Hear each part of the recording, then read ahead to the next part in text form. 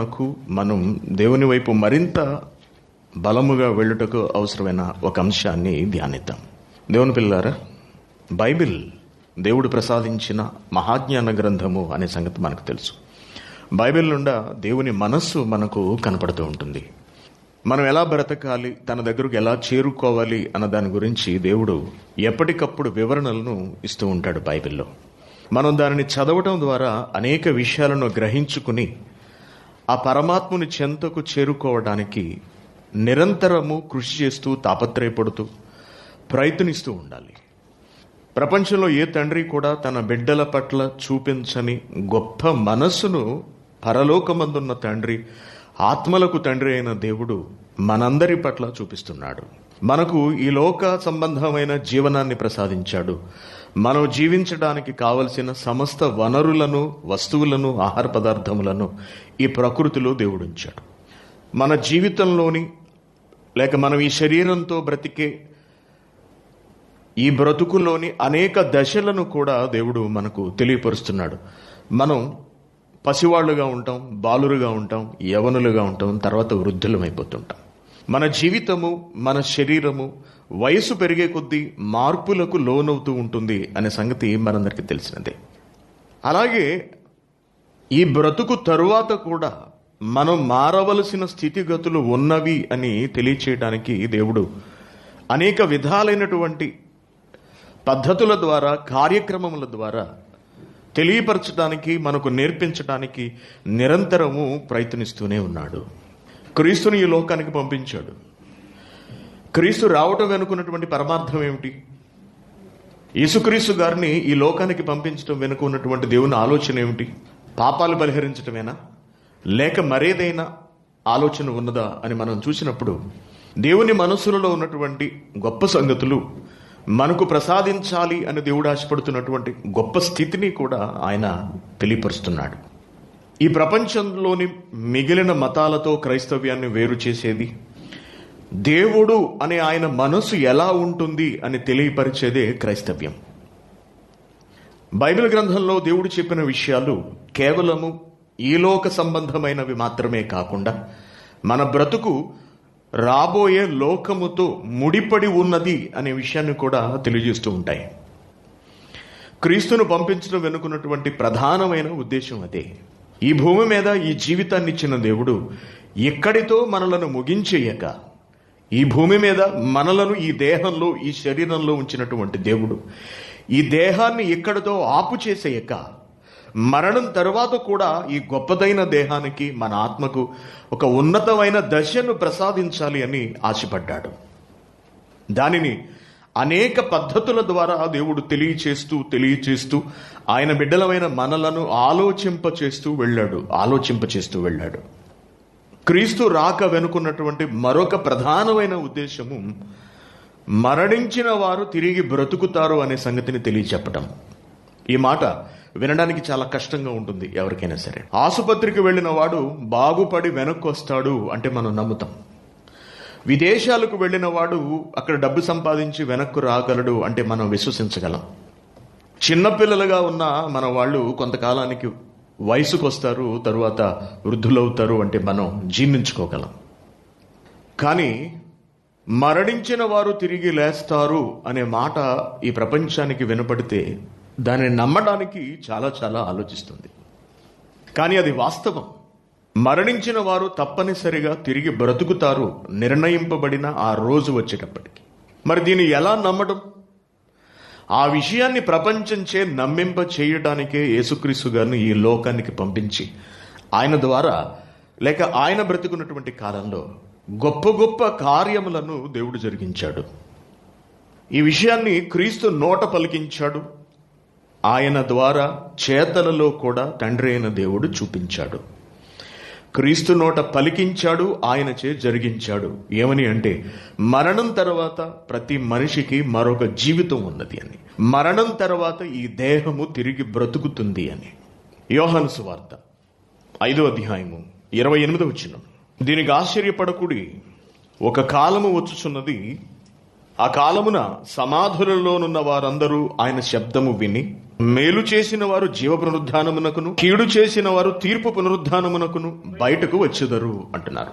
తాను మరణించి పునరుద్ధానుడు కాకముందే యేసుక్రీస్తు గారు పునరుద్ధానం అనేది ఒకటి ఉన్నది అని ఈ సమాజానికి బలంగా చెప్పడం మొదలుపెట్టారు. పునరుద్ధానము అనగా మనకు తెలుసు, చాలాసార్లు నేర్చుకున్నాము.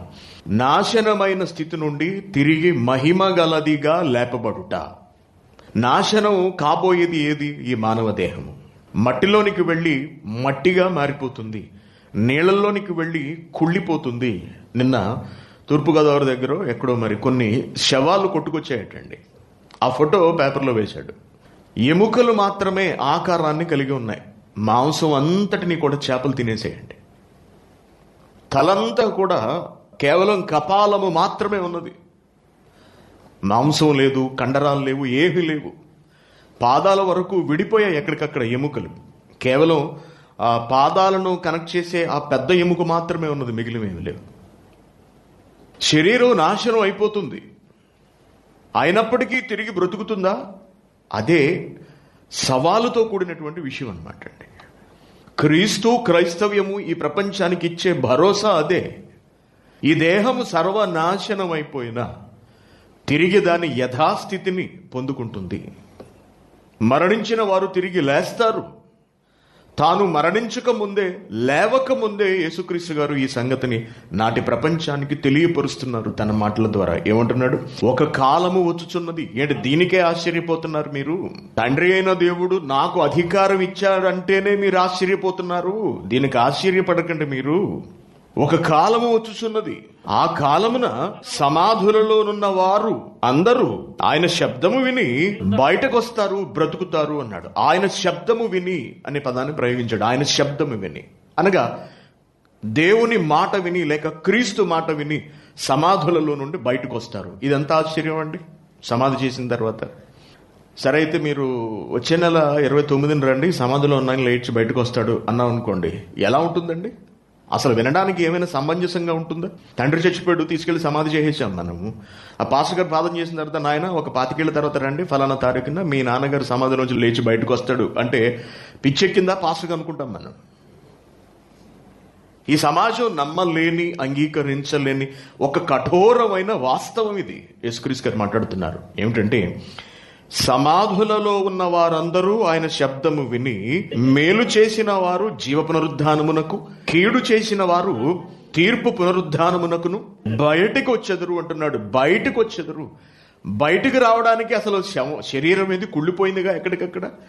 కుళ్ళిపోయినప్పటికీ కూడా మరొక రూపాన్ని, మరొక జీవితాన్ని ఇవ్వటానికి, దానికి మళ్ళీ యథాస్థితిని ప్రసాదిస్తాను అని దేవుడు తెలియజేస్తున్నాడు.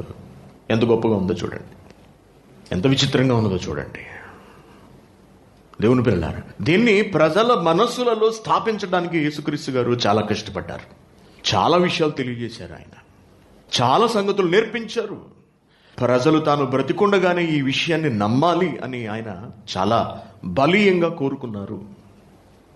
అలాగే తన మరణం ద్వారా ఆయన దాన్ని నిరూపించి చూపించాడు. నేను చెప్పిన మాటలు అబద్ధము కాదు, సత్యములు. మరణించిన తర్వాత తిరిగి లేస్తాము, మరొక బ్రతుకున్నది అని ఆయన రుజువు చేసి, అనగా తాను బ్రతకడం ద్వారా రుజువు పరచి చూపించాడు. అంతేకాదు, తిరిగి లేచిన ఆయన అనగా పునరుద్ధానుడైనటువంటి యేసుక్రీస్తు గారు శరీరముతో చాలా కాలం అనగా కొన్ని రోజుల పాటు నాటి భక్తులకు, అపోస్తులకు కనిపించాడు. అపోస్తుల కార్యములు చూద్దాం. అపోస్తుల కార్యములు 1వ అధ్యాయము 3వ వచనం.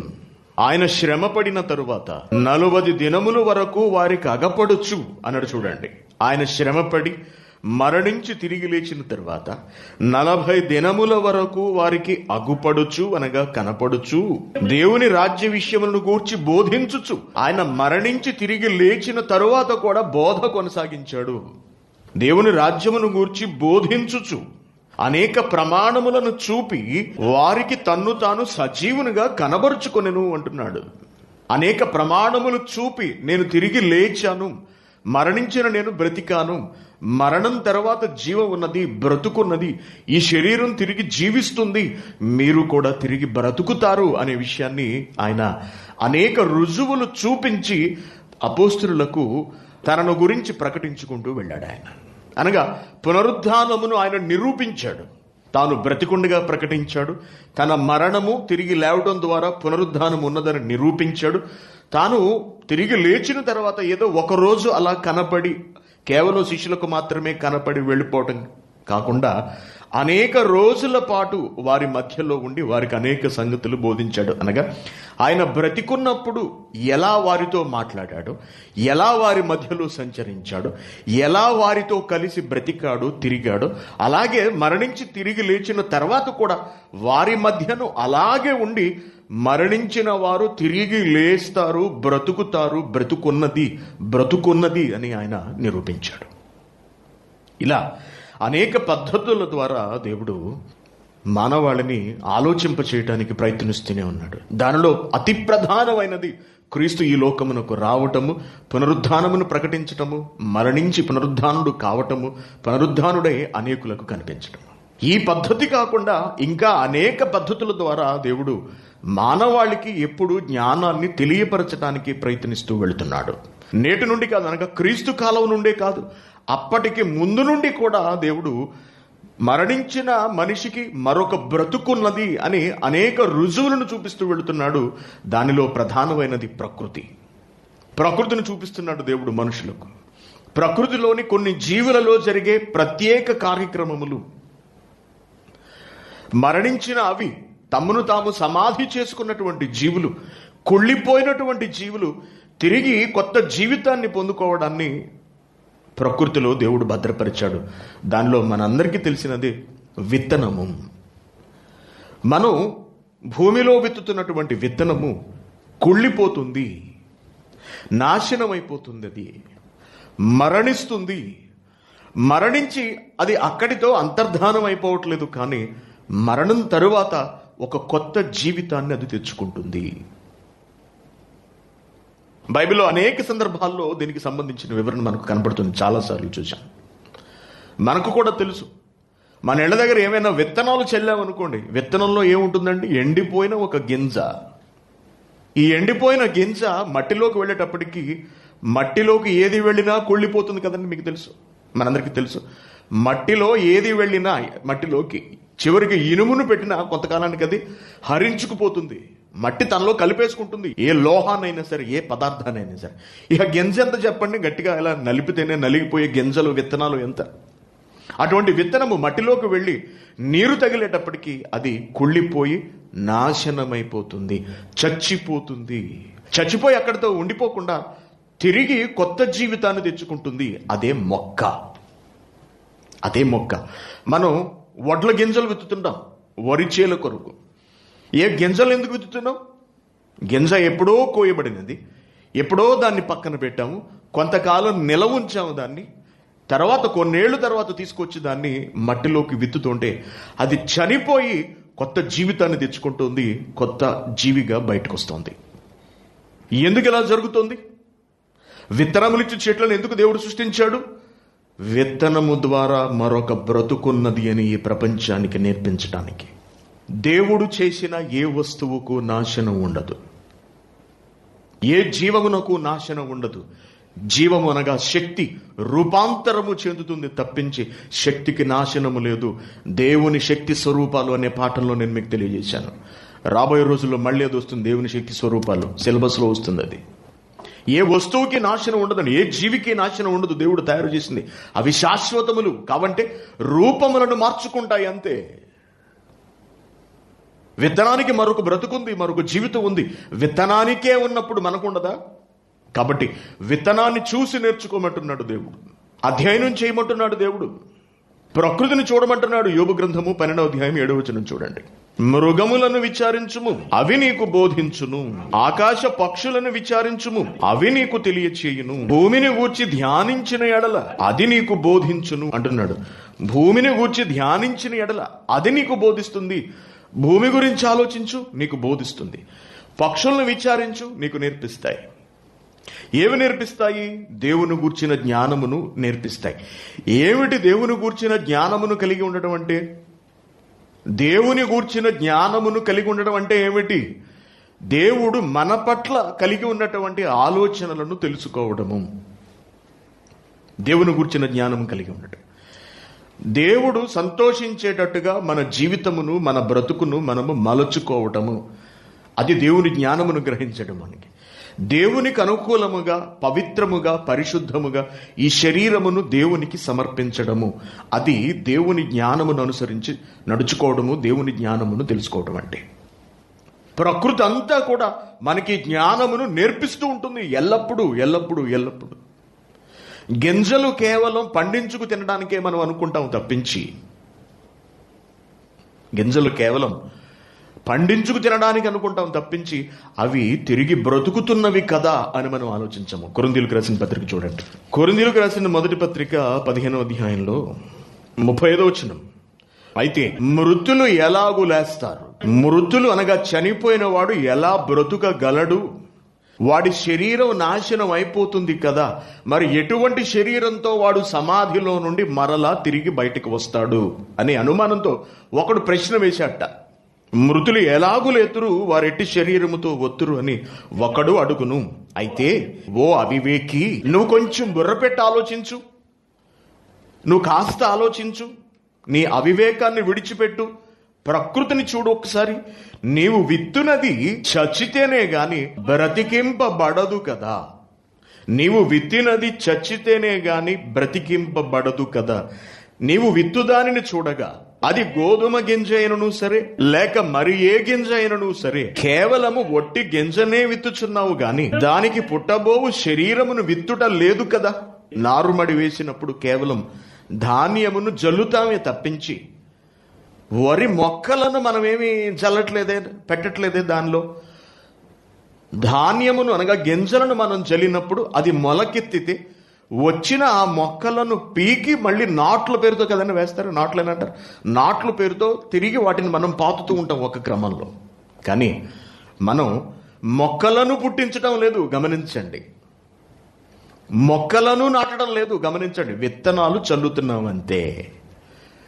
విత్తనములు అవి బ్రతుకుతున్నవి. ఎలా బ్రతుకుతున్నావట? చచ్చితేనే గాని బ్రతికింపబడదు కదా అంటున్నాడు. 38వ వచనం. అయితే దేవుడే తన చిత్త ప్రకారము నీవు విత్తిన దానికి శరీరమునిచ్చును, మరియు ప్రతి విత్తనమునకును దాని శరీరమును ఇచ్చుచున్నాడు. ప్రతి విత్తనమునకును అనగా ప్రతి జీవమునకు. తెలుసుకోండి, ఎందుకంటే విత్తనములో ఉండేది జీవం. విత్తనములో ఉండేది జీవం. ఆ జీవము మట్టిలోనికి వెళ్ళిన తర్వాత జీవము చుట్టూ ఉన్నటువంటి దేహము నాశనం అయిపోతుంది.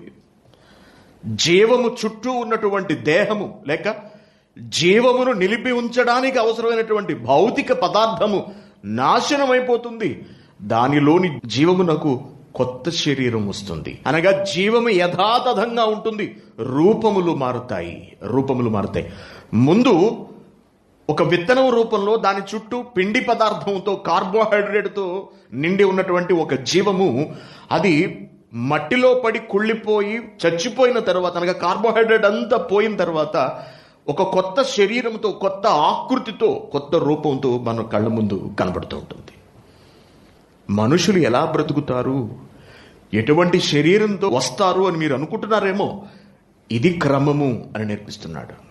కాబట్టి ఒక గింజ, ప్రకృతిలోని ఒక గింజ, ఒక మొక్క మనకు మరొక బ్రతుకుంది, మరొక జీవితం ఉన్నది అని తెలియపరుస్తున్నవి. అంతే కదండి, అవునా? మళ్ళీ యోబు గ్రంథం 12వ అధ్యాయం 7వ వచనం ఒకసారి. అయినను మృగములను విచారించు, అవి నీకు నీ విలువ ఏమిటో బోధిస్తాయి, దేవుడంటే ఏమిటో బోధిస్తాయి. ఆకాశ పక్షులను విచారించు, అవి నీకు తెలియచేస్తాయి. భూమిని గూర్చి ధ్యానించిన ఎడల అది నీకు బోధించును. భూమి మీద ఎన్నో జీవులు, వాటిలో ఒకటే మనకు బాగా తెలిసిన గొంగళి పురుగు. గొంగళి పురుగు చాలా అసహ్యంగా ఉంటుంది, మనకు తెలుసు. చూడడానికి చాలా వికృతమైన రూపంలో ఉంటుంది. దాని చుట్టూ ముళ్ళు వంటి ఉంటాయి. అది ఒంటి మీద పడితే దురదొచ్చేస్తుందండి, ఎక్కడ పాకితే అక్కడ. అటువంటి జుగుప్సాకరమైన జీవితాన్ని కలిగినటువంటి గొంగళి పురుగు నెమ్మదిగా ప్రాకుకుంటూ ఒక ఆకునో లేకపోతే బెరడునో దేన్నో దానిని ఆధారం చేసుకుని తన చుట్టూ ఒక గోడ కట్టుకుంటుంది. ఆ గోడ ఏమిటో కాదు, సమాధి. తనను తాను లోపల సమాధి చేసుకుంటుందండి. చచ్చిపోతుంది అది. కానీ కొంతకాలం తరువాత ఆ సమాధిని పగలగొట్టుకుని ఒక కొత్త జీవి బయటకు వస్తుంది. ఆ జీవే సీతాకోక చిలుక. సీతాకోక చిలుకకు ముందు రూపం చాలా భయంకరము, అసహ్యము, జుగుప్సాకరము, ఏహ్యము, చిరాకు అనిపిస్తుంది అని చూస్తూనే. కడుపుతో పాకుతూ ఇలా ఇలా కదులుతూ వెళుతుంటే. కానీ సీతాకోక చిలుకను చూస్తే దాన్ని పట్టుకొని ముద్దు పెట్టుకోవాలనుకునేటంతటి అందంగా ఉంటుంది. దాని రెక్కలు, దాని ఆకృతి. అంతేకాకుండా సీతాకోక చిలుకలు ఎంత ఎంత ఆహ్లాదాన్ని కలిగిస్తూ ఉంటాయి మనకు. అంటే ప్రతి జీవికి మరొక రూపం ఉంటుందా? ఎస్, ఉంటుంది అంటున్నాడు. ఈ యావత్ విశ్వానికి, ప్రకృతికి కూడా మరొక జీవితం, మరొక రూపం ఉంటుంది అని రచయిత పౌలు గారు తెలియజేస్తున్నాడు. చూడండి, రోమిలకు రాసిన పత్రిక 8వ అధ్యాయము 20వ వచనం. ఎలయనగా సృష్టి అనగా ప్రకృతి, సృష్టి అనగా మన చుట్టూ ఉన్నటువంటి ఈ జీవం, ఈ నీళ్లు, ఈ కొండలు, ఈ భూమి, ఈ మొక్కలు, ఈ జంతువులు, ఈ నక్షత్రాలు, సూర్యుడు, చంద్రుడు, ఇవన్నీ కూడా ఇదే కదండి సృష్టి అంటే. ఈ సృష్టి నాశనమునకు లోనైన దాస్యములో నుండి విడిపింపబడి, ప్రస్తుతానికి సృష్టి పరిస్థితి ఎలా ఉన్నదంటే నాశనమై ఉన్నది, దాస్యములో ఉన్నది, అనగా ఊడిగం చేస్తున్నది. ప్రకృతి ఊడిగం చేస్తున్నది. సృష్టి బానిసగా బ్రతుకుతున్నది. ఎవరికి బానిసై బ్రతుకుతుంది? దేవుని పిల్లలమైన మనకు సృష్టి బానిసై బ్రతుకుతున్నది. భూమిని మనకు నచ్చినట్టుగా మనం వాడుకుంటూ ఉంటాము. నీటిని మనకు నచ్చినట్టుగా మనం ఉపయోగించుకుంటూ ఉంటాము. ప్రకృతిలోని ఆహార పదార్థములన్నీ మన కొరకే. భూమి మన కొరకు నిరాటంకంగా తిరగాలి. నక్షత్రములు ప్రకాశించాలి. ప్రకృతి అంతా కదులుతూ, భ్రమిస్తూ, పరిభ్రమిస్తూ ఉండాలి. ఇవన్నీ ఎవరి కొరకు జరుగుతున్నాయి? మానవులమైన మన కొరకే. తప్పనిసరిగా జరిగి తీరాలి. జరిపించవు అంటే కుదరదు. విడిచిపెట్టడు దేవుడు, ఊరుకోడు దేవుడు. కాబట్టి దేవుని మాటకు లోబడి మనుషులమైన మనకు దాసులుగా ఈ ప్రకృతి అంతా సేవలు అందిస్తున్నది అంటున్నాడు. ఎలయనగా సృష్టి నాశనమునకు లోనైన దాస్యము. ప్రకృతిని మనం నాశనం చేసుకుంటూ బ్రతుకుతున్నాము. ప్రకృతిని నాశనం చేసుకుంటూ మనం బ్రతుకుతున్నాం. ఈ రోజున మన బ్రతుకు కొరకు ప్రకృతిని పాడు చేస్తున్నాం మనం. నాశనమునకు లోనైన దాస్యములో నుండి విడిపింపబడి దేవుని పిల్లలు పొందబోవు మహిమగల స్వాతంత్ర్యము పొందుదునను నిరీక్షణ కలదై, స్వేచ్ఛగా కాక దానిని లోపరిచిన వాని మూలముగా వ్యర్థపరచబడిను.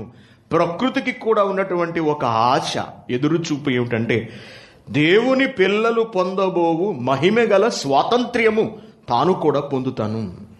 అంటే దేవుని పిల్లలైన మానవాళికి మరణం తర్వాత ఒక గొప్ప జీవితం ఉన్నది. అలాగే ప్రకృతి కూడా ఎదురు చూస్తోందట, ఒకనాటికి తాను కూడా ఒక మంచి స్థితిని పొందబోతున్నది. అంటే ప్రకృతికి మరొక రూపం, మరొక దశ, మరొక స్థితి ఉన్నది. ప్రకృతిలోని జీవులకు మరొక దశ, మరొక స్థితి ఉన్నది. చూసారండి, ఇవన్నీ కూడా మనకి ఏమి నేర్పిస్తున్నాయి? దేవుని ఆలోచనను తెలియపరుస్తున్నవి. నీకు కూడా ఒక బ్రతుకుంటుంది నాయన, నీకు కూడా బ్రతుకుంటుంది సోదరా అని తెలియపరుస్తున్నాయి. గొంగళి పురుగు మనకు నేర్పిస్తుంది. అలాగే మరొక మంచి మాట మళ్ళీ చదవండి, యోబు గ్రంథం 12వ అధ్యాయం 7వ వచనంలోనే, మృగములను విచారించి చూడు, అవి నీకు బోధిస్తాయి, ఆకాశ పక్షులను విచారించుము. ఇంతవరకు భూమిని చూశాం, మనిషిని చూశాం.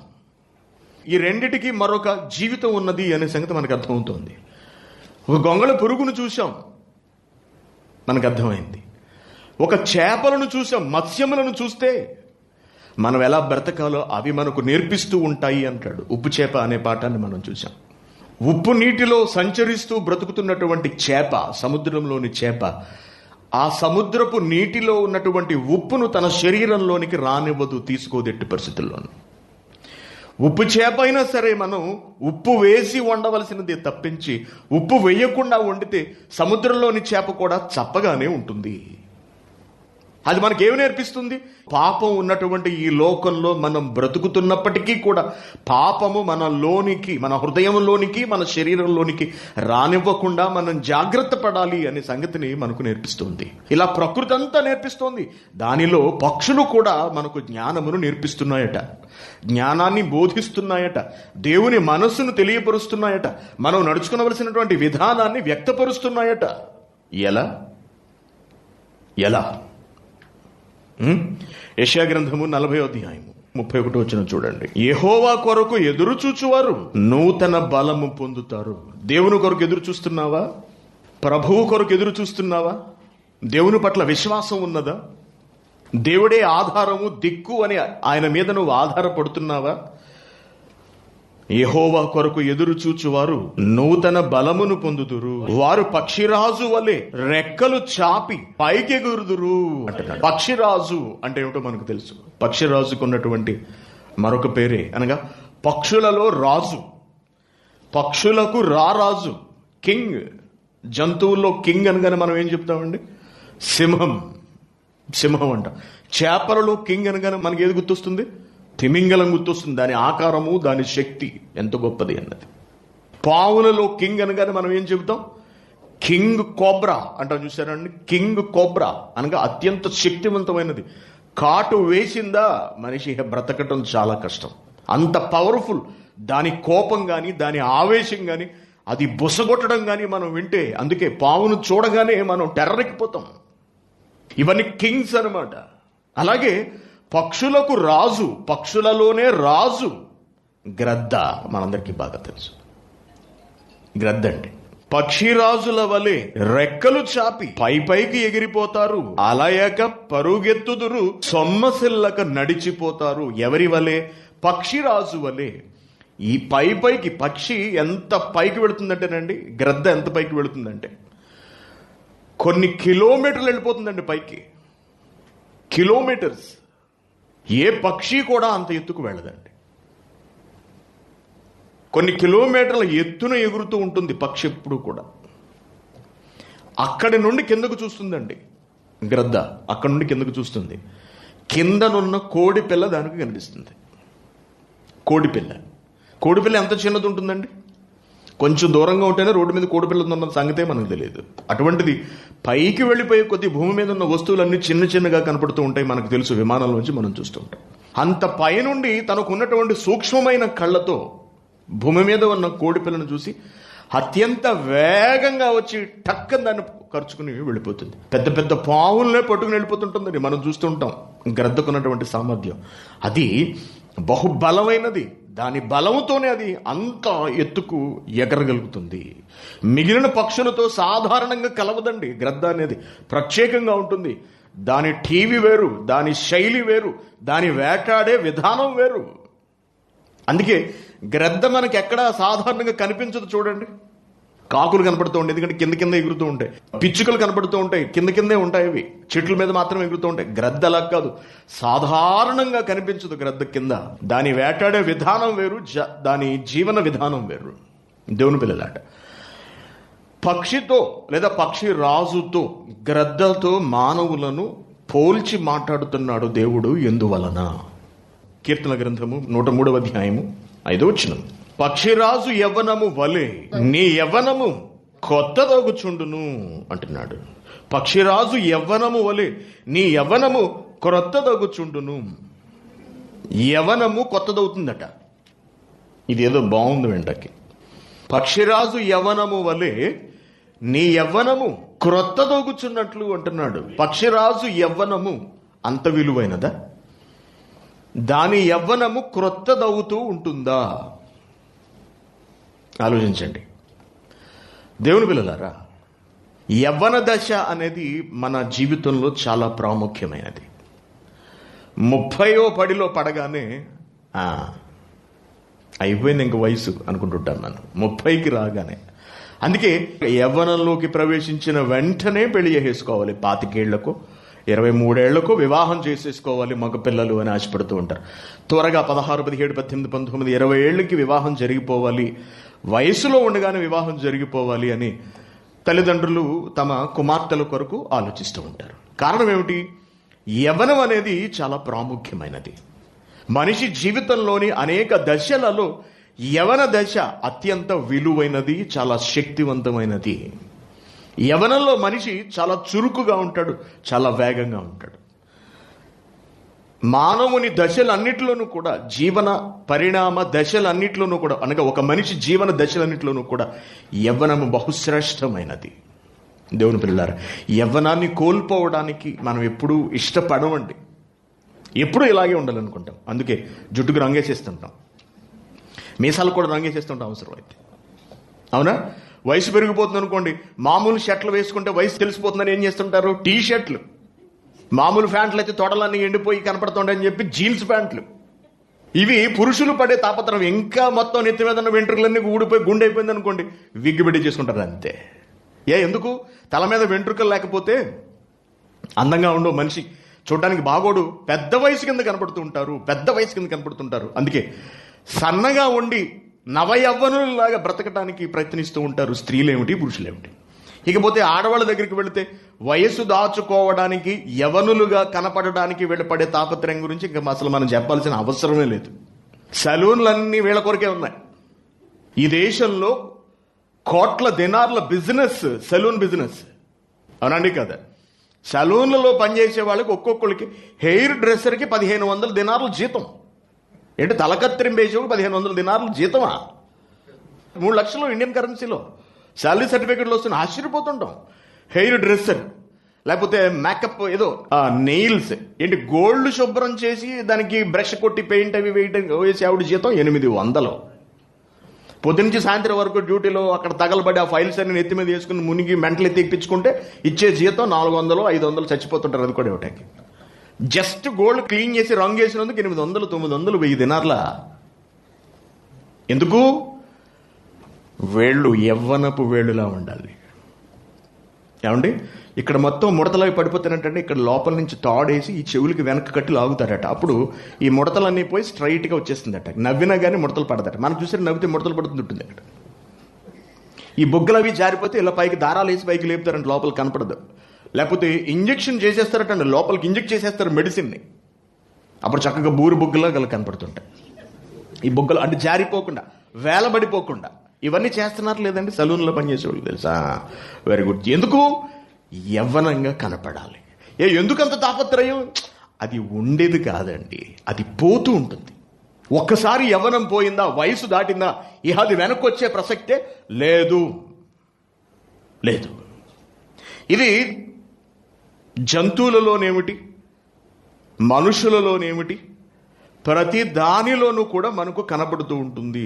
కుక్క పిల్ల చిన్నదిగా ఉంటుంది. అదే కుక్క ఇంచుమించు ఎదిగేటప్పటికి 1-2 ఏళ్ళు వచ్చేటప్పటికి మంచి పవర్ఫుల్గా తయారైపోతుంది చూడండి. తర్వాత మళ్ళీ ఏ కుక్క వడిలిపోతుంది కదా. అందానికి సంబంధించిన ఒక పాఠం మనం చూసాం అప్పట్లో. అంతరించిన అందం ఉన్నదా అనే ఒక పాఠం చెప్పాను కదండి మీకు. అక్కడ చెప్పాను లేదు మరి తెలియదు, చెప్పాను ఇక్కడ కూడా చెప్పాను. అంతరించని అందం ఉన్నదాలో ఎంతో అందగత్తెలు, ఎంతో అందగాళ్ళు వయసు పెరిగేటప్పటికి కృషించిపోవడాన్ని మనం చూసాం. మనీషా కోయిరాలా అనే ఒక హీరోయిన్ బొంబాయి అనే సినిమాలో ఎంత చిన్న పిల్లలా ఉన్నదో ఇప్పుడు ఆమెను చూస్తే అసలు గుర్తుపట్టలేవండి మనం. ఆమెకున్నటువంటి అనారోగ్య సమస్యల వలన, పెరిగిన వయసు వలన ఆమె రూపం పూర్తిగా మారిపోయింది. ఆ అందం, ఆ లేతదన ముఖంలో చిన్నపిల్ల లాంటి ఆకర్షణీయమైనటువంటి ఆ లుక్ అంటారు చూసారా, పోయింది. మనమైనా అంతే. 25 ఏళ్ల వయసులో 22, 23, 24 నేను యూనివర్సిటీలో పీజీ చదువుతున్నప్పుడు చాలా బ్రైట్గా ఆకర్షణీయంగా ఉండేవాడిని. జుట్టు ఏమిటి, చర్మం ఏమిటి, శరీర ఆకృతి ఏమిటి. ఇప్పుడు పెద్ద పొట్ట, సన్నటి కాళ్ళు, ఊడిపోతున్న జుట్టు. ఇలా బైబిల్ చదువుతుంటేనంటే లోపల గుండె కనపడుతుందంటే మనం చెప్తున్నారు నాకు. ఒకప్పుడు దువ్వెనతో, అతిశయోక్తి కాదండి, మాట వరుసగా చెప్పట్లేదు, లాగుతుంటానండి పళ్ళు విరిగిపోయి అంత ఎక్కడెక్కడ దువ్వెన పళ్ళు, అంత చిక్కటి జుట్టు. ఈవెన్ కోయిట్ వచ్చేటప్పుడు కూడా ఇప్పుడు అయిపోయింది. కారణం ఏమిటి? యవన దశను దాటి 40వ పడిలో పడేటప్పటికీ మన శరీరం క్రమక్రమంగా క్షీణించిపోతూ వెళ్ళిపోతూ ఉంటుంది. పక్షిరాజు గల కాదట. అదేంటండి? ఏమంటున్నాడు? పక్షిరాజు యవ్వనం వలె నీ యవ్వనం కొత్తదవుతుందట. అబ్బో, ఇదేదో మనం తెలుసుకోవాల్సిన విషయం. మీ యవ్వనం కొత్తది కావటానికి మూలికలు అమ్ముతున్నారు అని తెలిసిందనుకోండి మనకి. ట్రైబల్ ఏరియాల నుంచి, గ్రామీణ ప్రాంతాల నుంచి, గిరిజన ప్రాంతాల నుంచి కొంతమంది ఈ కోయ వాళ్ళు వచ్చి వనమూలికలు అమ్ముతుంటారు. మీకు యవ్వనం పెరుగుతుంది, మీ వయసు కనపడనివ్వదు, మీ చర్మం మీద ముడతలు పోతాయి, ఈ మూలికను వాడండి. ఒక్కొక్క మూలిక 5,000 అన్నాడు అనుకోండి, అటు ఇటు చూసి ఎవరికి టక్కన కుక్కు జేబులు పెట్టుకుంటాం. ఎందుకు? యవ్వనలుగా కనపడాలి. అయితే పక్షిరాజు యవ్వనం అట క్రొత్తదవుతూ ఉంటున్నాడు. యవ్వనం కొత్తదవటం ఏమిటండి? యవ్వనం కొత్తది ఎలా అవుతుంది అసలు? ఎవరి యవ్వనమైనా కొత్తదిగా అనగా తిరిగి ప్రారంభపు యవ్వన దశలోకి వెళ్ళగలదా? అంటే యవ్వనం ఉంది, అది పాతబడింది, మరలా కొత్తదవుతుందట. ఒక షర్ట్ పాతదైపోయిన తర్వాత తిరిగి కొత్తది ఎలా అవుతుంది? ఒక మనిషి ముసలాడైపోయిన తర్వాత తిరిగి యవ్వనుడు ఎలా కాగలడు? చూసారా అండి? యేసుక్రీస్తు గారు చెప్పేటప్పటికి ఒక ప్రశ్న అడిగాడు. నికోదేమే కదా అడిగాడు. ఏమడిగాడు? ముసలివాడైన మనుష్యుడు ఎలాగూ బ్రతకగలడు, తల్లి గర్భంలోనికి రెండవ మారు ప్రవేశించి తిరిగి జన్మించగలడా అనే ప్రశ్న యేసుక్రీస్తు గారి నోట రావడం జరిగింది. నీకు మెంటలెక్కిందా? నీకు ఆ మాత్రం తెలీదా? నువ్వు బోధకుడు అయ్యావు. మళ్ళీని ఒకడు నీటి మూలముగాను ఆత్మ మూలముగాను జన్మించాలి.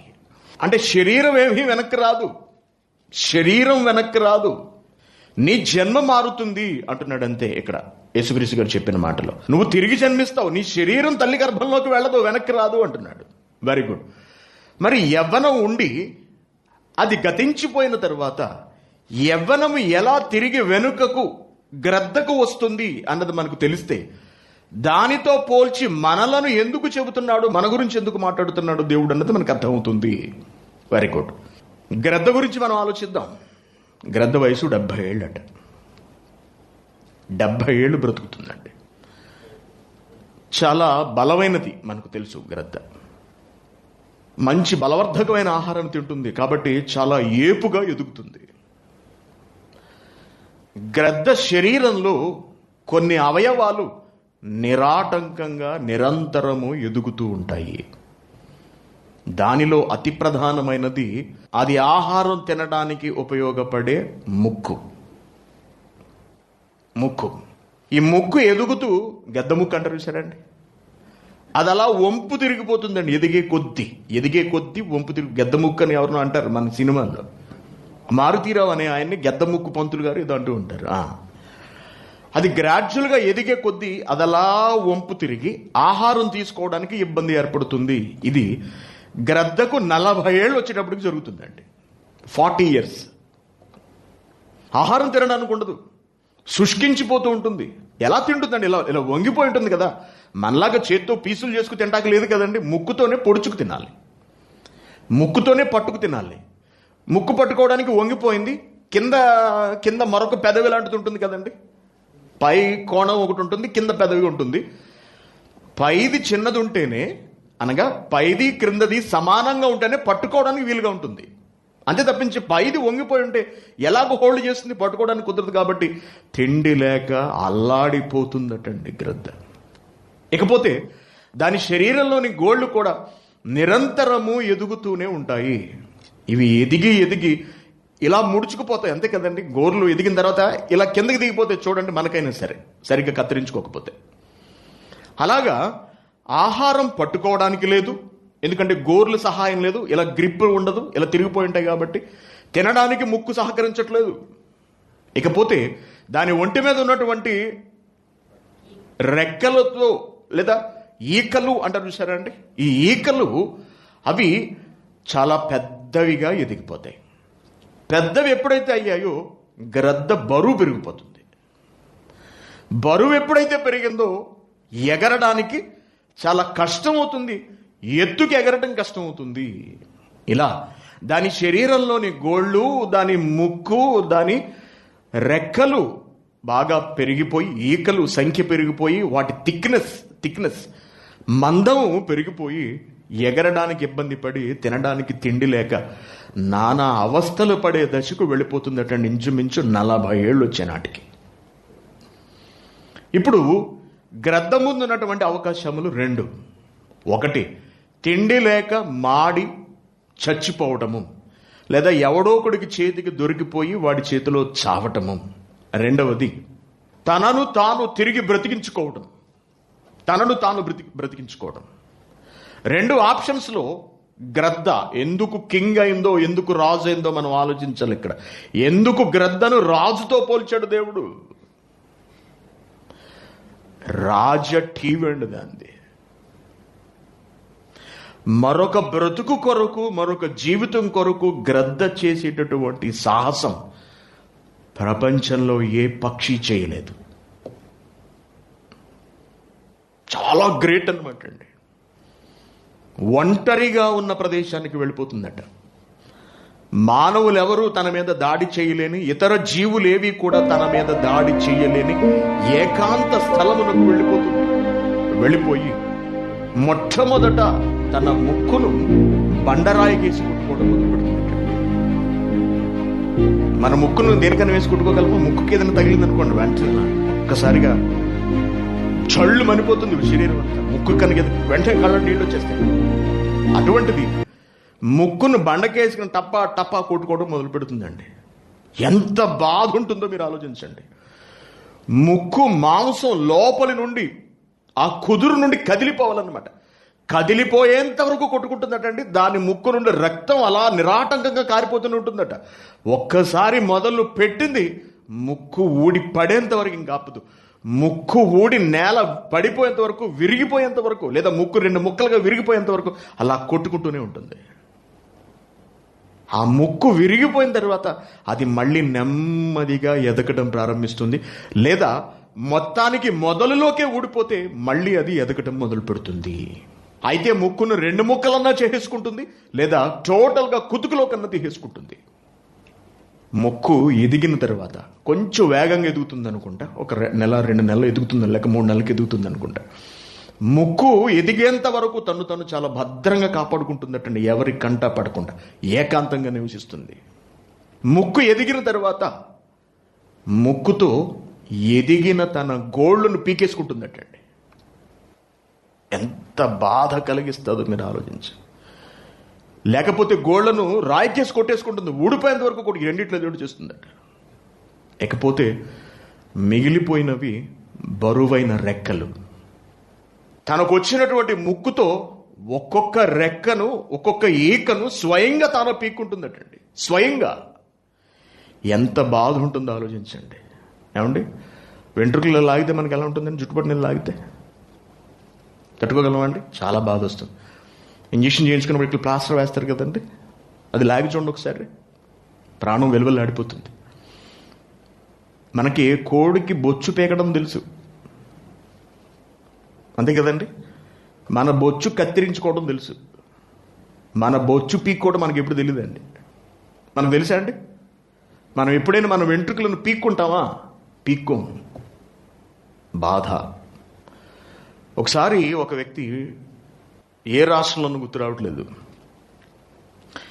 ఈ సాహస కృత్యాలు చేసేవాళ్ళు ఉంటారు కదండి, 2 కొండల మీదకు, అటు నుంచి ఈ కొండ మీదకు ఒక రోపు కట్టి జుట్టు సహాయంతో యువతల నుంచి అవతలకి వెళ్ళటానికి ప్రయత్నించాడు. చేతులతో కాకుండా జుట్టుతోటి నెమ్మదిగా ఎలా తోసుకుంటూ యువతల నుండి అవతలకి. ఈ శరీరపు బరువంతా ఆ జుట్టు మీదే ఆధారపడి దాన్ని పట్టుకుని ఉండాలన్నమాట. అది పోటీ. మీకు చూపించినట్టున్నాను సార్ ఒక మెసేజ్లో దాన్ని నేను. అతడు బయలుదేరాడు, అందరూ చప్పట్లు కొడుతున్నారు, అంతా బాగానే ఉందో. ఏం జరిగిందో తెలియదు, మధ్యకు వచ్చేటప్పటికి అతనికి పట్టు తప్పిపోయిందండి.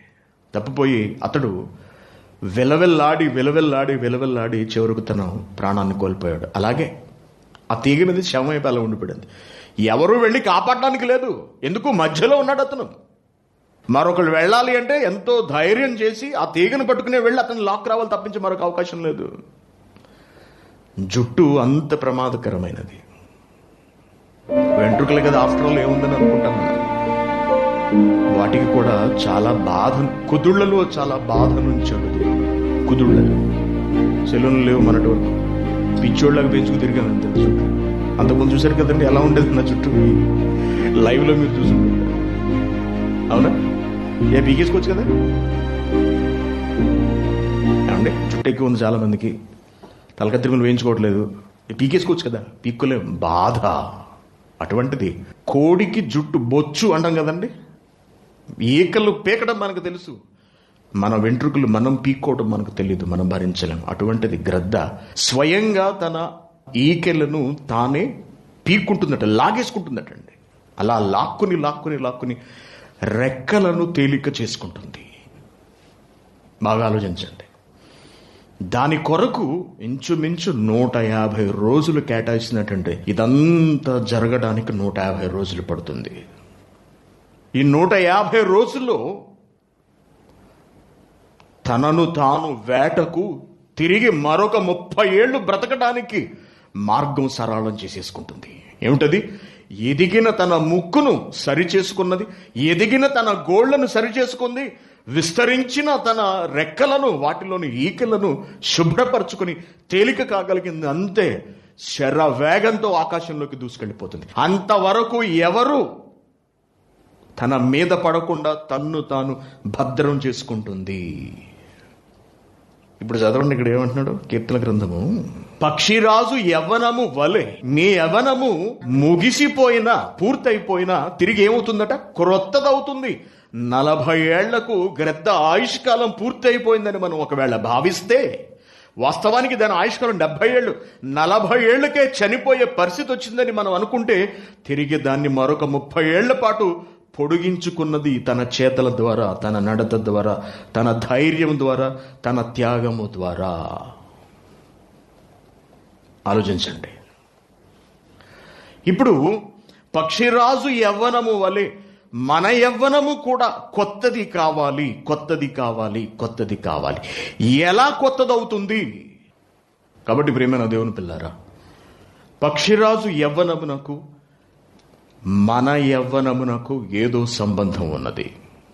లేకపోతే పక్షిరాజుల యవ్వనము వలె అంటూ మనిషిని ఎందుకు పోలుస్తాడు దేవుడు? ఏమిటా సంబంధం? ఎలా మనము మన యవ్వనాన్ని పక్షిరాజు యవ్వనము వలె నూతన పరుచుకోగలము? అంటే రంగు వేసుకోవాల్సిన అవసరం ఉండదు. టీషర్ట్లు, జీన్స్ ప్యాంట్లు వేసుకుని కవర్ చేసుకోవాల్సిన అవసరం ఉండదా? ఏమండి, ఎక్సర్సైజ్ చేసి బాడీని నిలబెట్టుకోవాల్సిన, వడిలిపోకుండా నిలబెట్టుకోవాల్సిన అవసరం ఉండదా? అసలు దేని గురించి మాట్లాడుతున్నాడు దేవుడు? మన యవ్వనం ఎలా కొత్తదవుతుంది? వచ్చేవారం చూద్దాం. ఎందుకంటే కొంచెం పెద్ద పాట, కట్టే కొట్టి తెచ్చినట్టుగా 2 ముక్కలు చెప్పేసేస్తే మీకు అర్థం కాదు. పక్షిరాజు యవ్వనం ఎప్పుడు వయసులో ఉండాలి, ఇలాగే ఉండాలి అనుకునే వాళ్ళు అందరూ కూడా తప్పనిసరిగా వచ్చేవారు.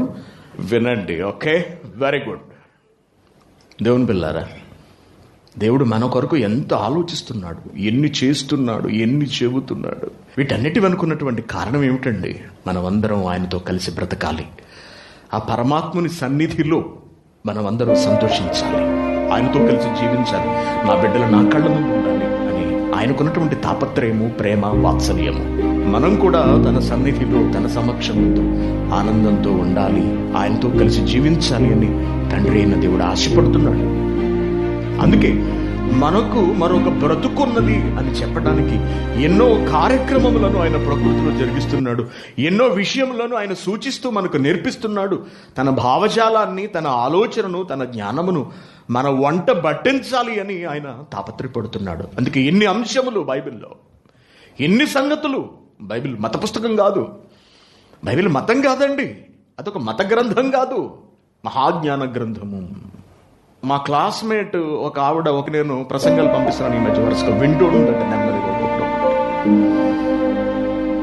నువ్వు చెబుతున్నవి అక్షర సత్యాలు, యథాతథంగా సమాజంలో ఏం జరుగుతుందో, మన బ్రతుకులలో ఏం జరుగుతుందో అదే నువ్వు చెబుతున్నావు సురేష్. చాలా ఆసక్తిగా ఉంటుంది నేను వినడానికి. ఒక హైందవ కుటుంబంలో నేను పుట్టి హైందవ స్త్రీగా పెరుగుతున్నప్పటికీ చాలా బాగున్నాయని అభినందిస్తూ ఆమె మెసేజ్ పెట్టినప్పుడల్లా నేను సమాధానం చెబుతుంటాను. ఏమిటంటే,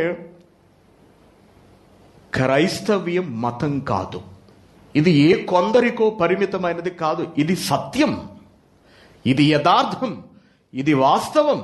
ప్రపంచ మానవాళి అంతటికీ ఒక్కడైన దేవుడు ఇస్తున్న నియమావళి బైబిల్ అనేది.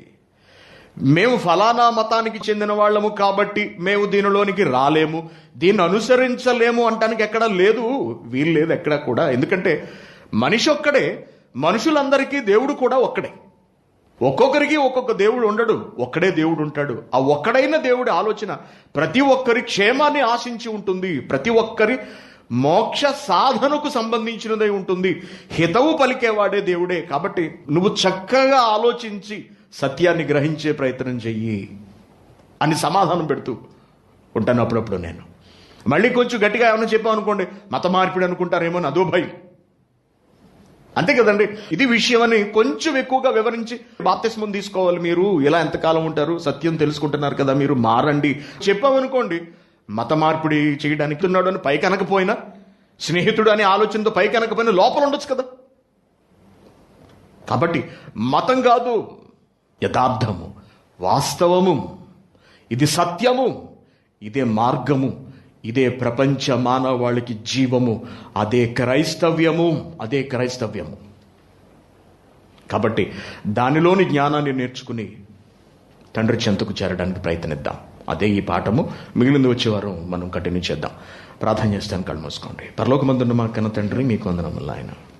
దేవా, మీ ప్రేమను బట్టి ఇంతవరకు మమ్మల్ని బ్రతికించి ఉంచి విలువైన మీ మహాజ్ఞానమును మాకు నేర్పిస్తూ మా భవిష్యత్తును తెలియజేస్తున్నందుకు మీకు ధన్యవాదములు ఆయన.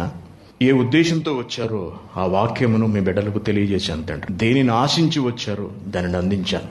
మీ పిల్లలు విన్నారు నాయన. విన్న వాక్యమును విడిచిపెట్టి తమను తాము మోసగించుకోకుండా చూపించిన ప్రతి విషయము వెనుకున్నటువంటి సారాంశమును అర్థం చేసుకొనగలిగే జీవితమును, వివేకమును వారికి అనుగ్రహించమని వేడుకుంటున్నాము తండ్రి. మీ బిడ్డలందరినీ జ్ఞాపకం చేసుకోండి, వారి ఆరోగ్యములను పరిరక్షించండి నాయన. ఆ కారణముగా తెగులు బారిన పడకుండా మీ బిడ్డలను కాచి కాపాడి భద్రపరచమని ప్రాధేయపడుతున్నాము తండ్రి. మీ పిల్లల ఆరోగ్యములను బాగు చేయండి నాయన. ఒకవేళ ఎవరైనా అనారోగ్యములతో బాధపడుతున్నట్లయితే మీ బిడ్డలకు తగిన ఆరోగ్యమును అనుగ్రహించమని మిమ్మల్ని వేడుకుంటున్నాము దేవా. ఆన్లైన్లో మీ వాక్యాన్ని వీక్షిస్తున్న మీ బిడ్డలందరి కొరకు ప్రార్థిస్తున్నాం తండ్రి. దేవా, దొరికిన సమయమును దుర్వినియోగపరచగా సద్వినియోగం చేసుకుంటూ మీ వాక్యంతో నిలబడిన అనేక దేశాలలో ఉండి వాక్యాన్ని వింటున్న మీ బిడ్డలందరినీ జ్ఞాపకం చేసుకోండి. మీ బిడ్డలందరినీ కాపాడండి. తెగులుకు అకారణంగా దొరకకుండానట్లుగా మీ బిడ్డలను నాయన మీ రెక్కలతో భద్రపరచమని, చాటు చేయమని మిమ్మను వేడుకుంటున్నాము. వారి కుటుంబములను మీరు జ్ఞాపకం చేసుకోండి. మీ బిడ్డలందరినీ చల్లగా చూడమని, దీవించమని మిమ్మను ప్రాధేయపడుతున్నాము తండ్రి. మమ్మను జాగృతపరచటానికి, మీ వైపు నడిపించటానికి, మీరున్న చోటునకు చేరుకోవడానికి మీరిచ్చిన సమస్తమును బట్టి మీకు ధన్యవాదములు. మమ్మల్ని ఆలోచింపచేసే మాటలను మాకు అనుగ్రహించినందుకు మీకు కృతజ్ఞతలు దేవా. ఇంత జ్ఞానమునకు వారసులుగా మమ్మను మీరు నిలబెడుతున్నందుకు కృతజ్ఞతలు. మాకు నేర్పించటానికి, మమ్మల్ని కాపాడడానికి క్రీస్తునిచ్చినందుకు, మమ్మను నడిపించడానికి పరిశుద్ధాత్మనిచ్చినందుకు, అలాగే వాక్యమును అర్థం చేయించడానికి మా ఆత్మీయ తండ్రిని మాకు ప్రసాదించినందుకు మీకు ధన్యవాదములు. ఆయనకు దీర్ఘాయుష్ను, సంపూర్ణ ఆరోగ్యమును ప్రసాదించమని మిమ్మల్ని ప్రాధేయపడుతున్నాము తండ్రి. కష్ట సమయంలో తమ విలువైన త్యాగాన్ని మీ కొరకు ధారపోస్తున్న మీ బిడ్డలందరి నిమిత్తమునైనా ప్రతిరోజు మీకు ప్రార్థిస్తూ ఈరోజు కూడా మీకు విన్నవిస్తున్నాము తండ్రి. కష్టార్జితను దాచుకొని భవిష్యత్తు కొరకు ఉపయోగించుకొనవలసిన ఈ సమయంలో మీ బిడ్డలందరూ నాయన మిమ్మల్ని ప్రేమిస్తూ, సంఘాన్ని ప్రేమిస్తూ మీ పని నిమిత్తము తమ విలువైన త్యాగములను అందిస్తున్నారు. అటువంటి మీ బిడ్డలందరినీ జ్ఞాపకం చేసుకోండి. వారికి తోడుండమని ప్రాధేయపడుతున్నాను. వారి త్యాగములకు తగిన ప్రతిఫలమును అందించమని మిమ్మను వేడుకుంటున్నాము దేవా. ఈ రోజును మాకిచ్చారు, ఈ సమయమును మా చేతికిచ్చారు తండ్రి. ఈ రోజులో సగభాగమును కూడా మాకిమ్మని, రాబోయే తరగతిని విజయవంతంగా జరిగించమని, అలాగే వృద్ధులమయ్యేంత వరకు నాయన ఉన్నతమైన మీ ఆశలను మేము వంట పట్టించుకుని వాటి ప్రకారము బ్రతికి మీ దగ్గరకు ఎగిరి వచ్చినట్లుగా మమ్మను